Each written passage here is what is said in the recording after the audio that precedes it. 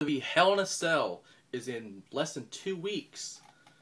This isn't the first time WWE has done a short amount of time to build up a pay-per-view, but then again, you know, they've done it before, so I'm not doubting that they will get it done in time, but, you know, I mean, as long as they don't have to do last-minute matches like they did barely with Champions, because the last one they had to make was the Intercontinental title match, if you remember.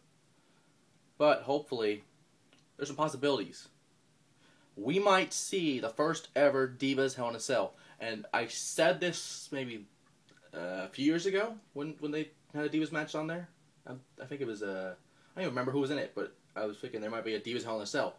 But with this new Divas of Doom, and they haven't announced it yet, this is just my opinion and my theory here, so just go along with it at this point. But,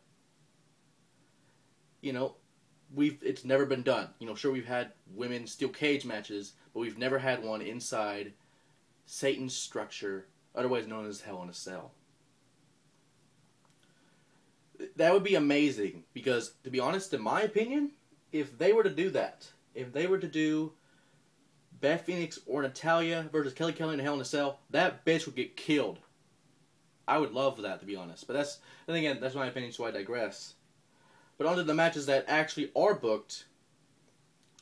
For the first time, and speaking of first time evers, for the first time ever, the WWE Championship is on the line, and that's in a Hell in a Cell match. Now, normally, sure, it's happened maybe once or twice, but the real reason it's historic because it's the first time it'll be defended in a triple threat Hell in a Cell. That's right, that's probably never been done either.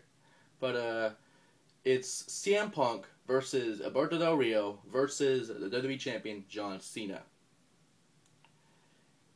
Now, what I remember, John Cena does not have a good record in Hell in a Cell matches.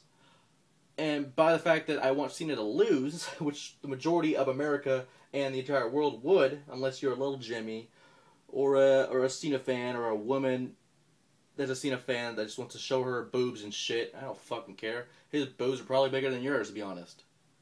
Fucking moobs and shit, Jesus. But, back to what I was saying, anyone but Cena. That is my pick. Anyone but Cena. But then again, it would probably be Cena. I don't know, but we'll see. And the next match is, and it's the last one, it's the World Heavyweight title on the line. It's the rematch. Mark Henry, the new world champion, will face Randy Orton with his rematch clause intact. To be honest, Mark Henry has never been in a Hell in a Cell. Randy Orton has been in several Hell in a Cells. And, you know, experience can make a factor, you know.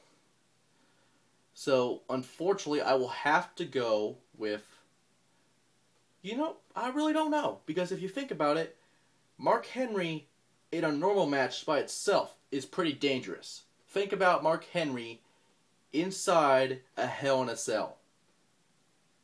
That's pretty dominating. But at the same time, again, you have to go with the experience factor of Randy Orton.